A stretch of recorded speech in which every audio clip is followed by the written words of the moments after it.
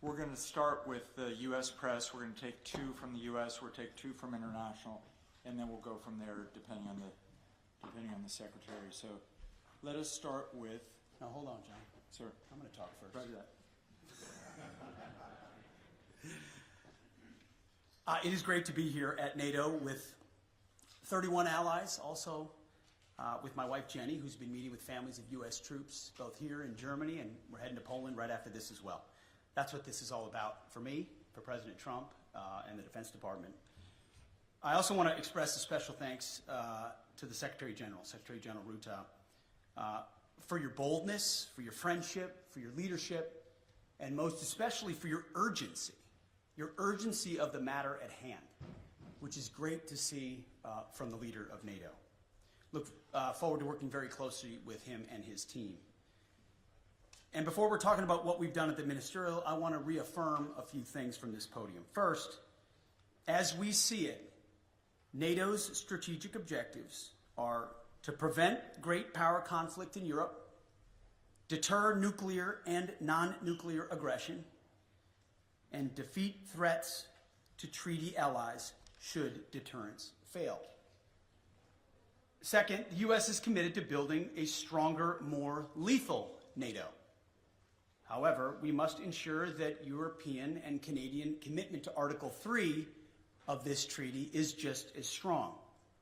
Article 3 says that allies, and I quote, by means of continuous and effective self-help and mutual aid, will maintain and develop their individual and collective capacity to resist armed attack.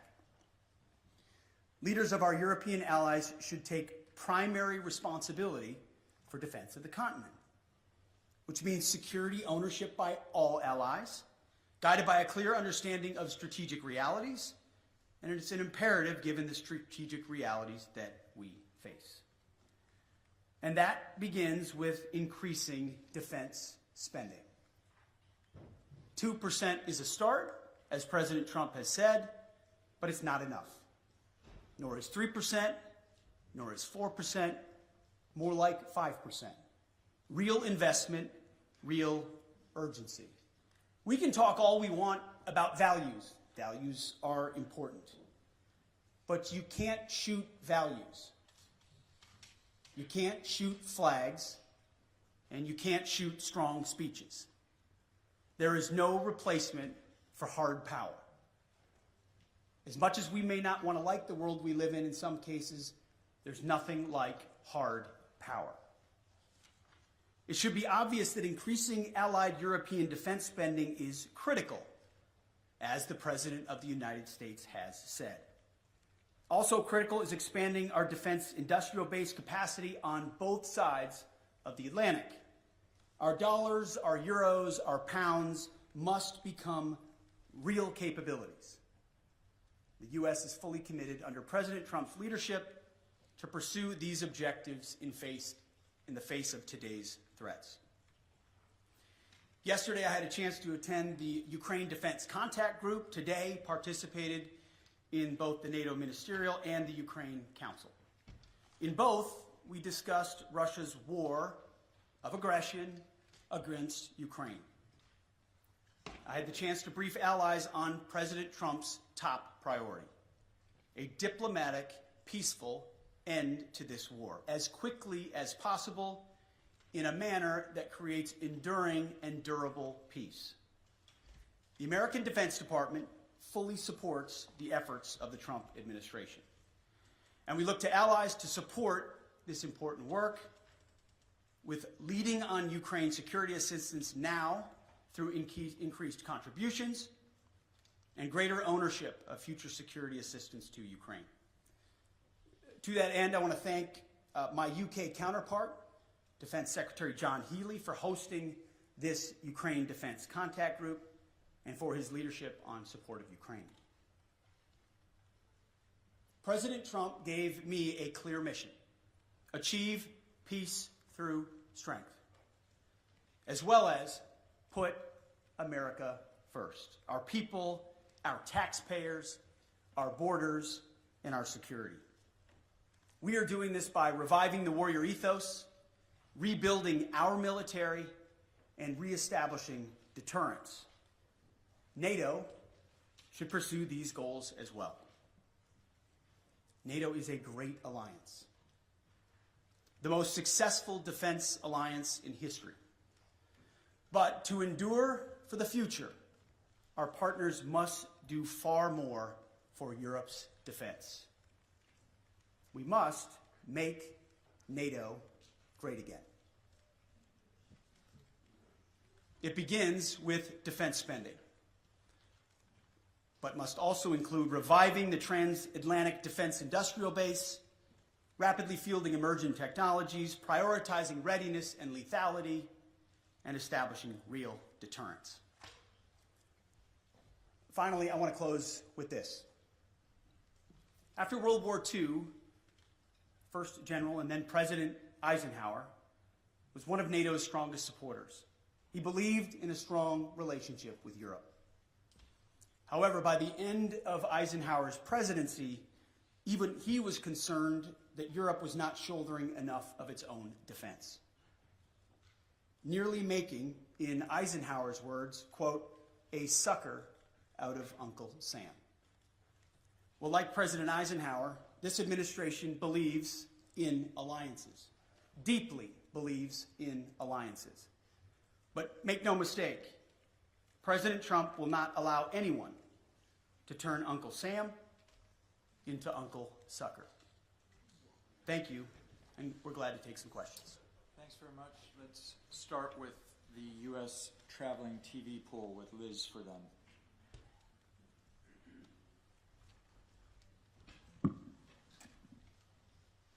Thank you, Secretary Hegseth. You have focused on what Ukraine is giving up. What concessions will Putin be asked to make? Well, I would start by saying the arguments that have been made that somehow coming to the table right now is making concessions to Vladimir Putin outright that we otherwise, or that the President of the United States shouldn't otherwise make. I just reject that at its face. There's a reason why negotiations are happening right now, just a few weeks after President Trump was sworn in as President of the United States. Vladimir Putin responds to strength. In 2014, he invaded Crimea, not during the presidency of Donald Trump. Over 4 years, there was no Russian aggression from 2016 to 2020. In 2022, Vladimir Putin took aggression on Ukraine. Once again, not while President Trump was President of the United States. So any suggestion that President Trump is doing anything other than negotiating from a position of strength is on its face ahistorical and false. So when you look at what he may have to give or take, what's in or what's out in those negotiations, we have the perfect deal maker at the table from a position of strength to deal with both Vladimir Putin and Zelensky. No one's going to get everything that they want. Understanding who committed the aggression in the first place. But I challenge anyone else to think of a world leader at this moment who, with credibility and strength, could bring those two leaders to the table and forge a durable peace that ultimately serves the interests of Ukraine, stops the killing and the death, which Trump has been clear he wants to do, and hopefully ultimately is guaranteed by strength of Europeans who are there prepared to back it up.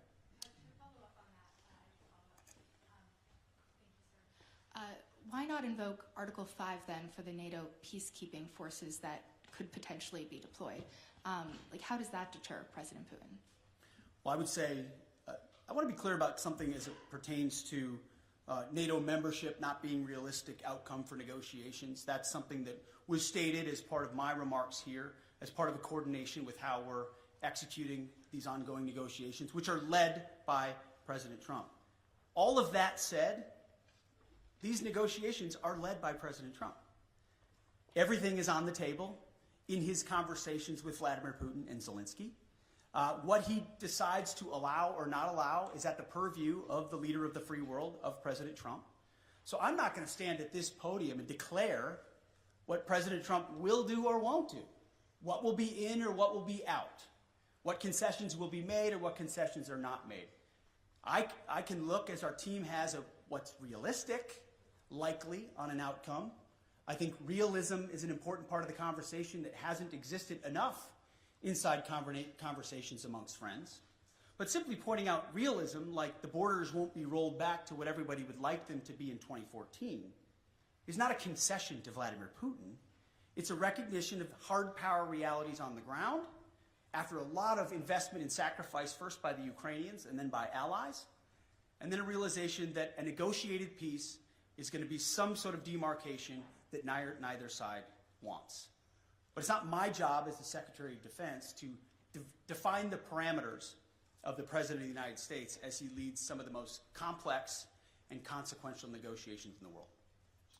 Sticking with the U.S. press, let us go with Axios' Zach Basu, right in the far right. Thank you, Mr. Secretary. Given the position you've now staked out, what leverage exactly is Ukraine being left with, especially if the U.S. also plans to wind down its military aid? And then quickly, if a NATO ally is attacked by Russia or any country, will the U.S. unequivocally uphold its obligations under Article 5, regardless of that country's... Well, we've said we're committed to the alliance, and that's part of the alliance, right? You point out Article 5, you point out Article 3. It's just a cheap, I'm not saying it's cheap coming from you, but it's just a cheap political point to say, oh, we've left all the negotiating cards off the table by recognizing some realities that exist on the ground. President Zelensky understands the realities on the ground, President Putin understands the realities on the ground, and President Trump, as a deal maker, as a negotiator, understands those dynamics as well. By no means is anything that I state here, even though we lead the most powerful military in the world, hemming in the commander-in-chief in his negotiations to ultimately decide where it goes or does not go. Well, he's got all the cards he would like. And the interesting part is, oftentimes, while the conventional status quo mindset or the legacy media wants to play checkers, the same checkers game we've been playing for decades, President Trump, time and time again, finds a way to play chess. As a deal maker, as a businessman who understands how to create realities and opportunities where they otherwise may not exist. Take, for example, the conversations that our Treasury Secretary had in Kiev recently with President Zelensky, which will continue in Munich with our Vice President and Secretary of State, around investments and resources inside Ukraine. I don't want to get ahead of any decision or announcement that could be made there. It could be any number of parameters. But President Trump, as a deal maker and a businessman, recognizes that an investment relationship with Ukraine, ultimately in the long term for the United States, is a lot more tangible than any promises or shared values we might have, even though we have them. There is something to relationships and deals in real ways, whether militarily or economically or diplomatically, that he sees that are possibilities that could forge together a lot of opportunities to show that solidarity that Vladimir Putin will clearly recognize. That's one of any number of other opportunities that this president will leverage in these high-stakes negotiations. So I just reject on its face the premise that somehow President Trump isn't dealing with a full set of cards when he's the one that can determine ultimately what cards he holds. Great. Now shifting to the international press, we'll take the French wire service Agence France Presse with Max Delaney.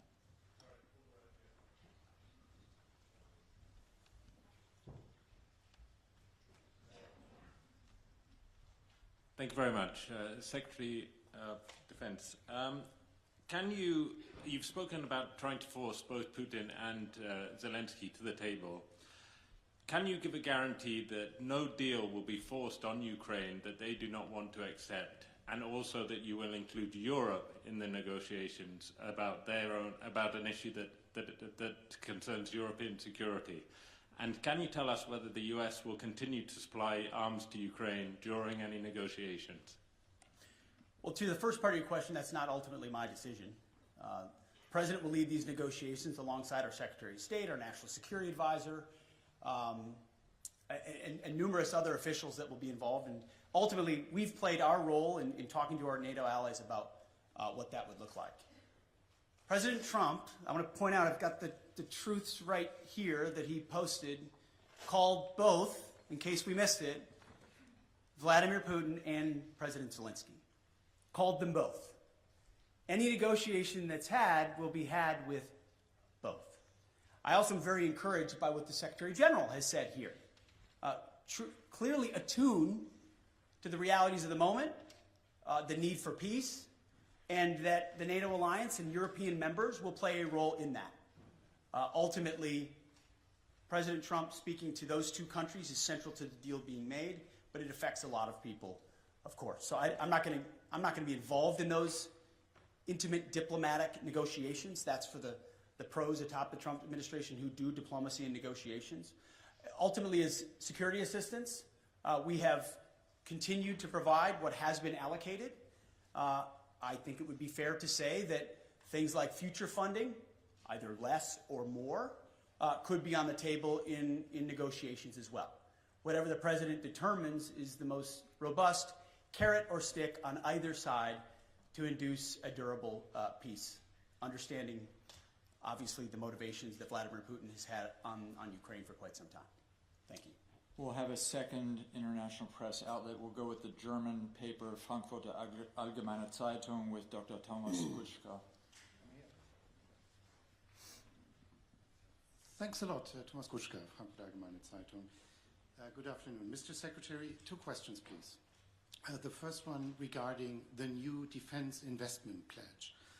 When you and President Trump speak about raising it to 5%, do you mean European allies only, or do you mean the US as well, which is currently at 3.4% according to NATO statistics? And if the latter is true, when do you think the US could possibly reach the goal of spending 5% on defense? That's number one. Number two, you've said yesterday that Europeans need to take ownership of their own conventional security. So should Europeans expect that ultimately the US would withdraw the bulk of their forces from Europe and just leave in place what is necessary for nuclear deterrence? I know there's a revision going on. I don't expect you to name any numbers, but maybe give us an outlook of what we should expect. Thank you.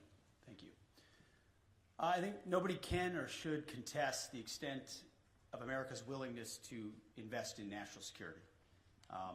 We have a budget of $850 billion spent on defense. I'm in the business of ensuring that every dollar of that is used wisely, which is why we're pushing a Pentagon audit and making sure that we're cutting fat so that we've got more at the tip of the spear. 3.4% is a very robust investment, larger than most of our allies within NATO. Any defense minister or secretary of defense that tells you they wouldn't want more would be lying to you. I understand that.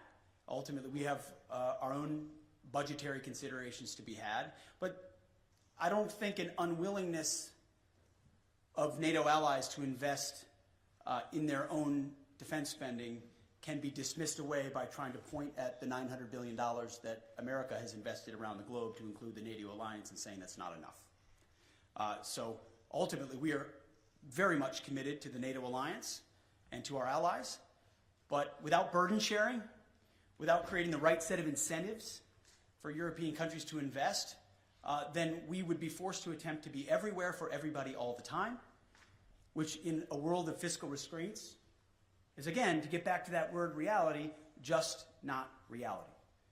So yes, we will continue to spend robustly. Our expectation of our friends, and we say this in solidarity, is you have to spend more on your defense, for your country, on that continent, understanding that the American military and the American people stand beside you as we have in NATO, but can't have the expectation of being the permanent guarantor, as I alluded to, from what even Eisenhower observed post-World War II. That shift has to happen.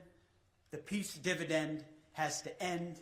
There are autocrats with ambitions around the globe, from Russia to the Communist Chinese. Either the West awakens to that reality and creates combat multipliers with their allies and partners, to include NATO, or we will abdicate that responsibility to somebody else with all the wrong values.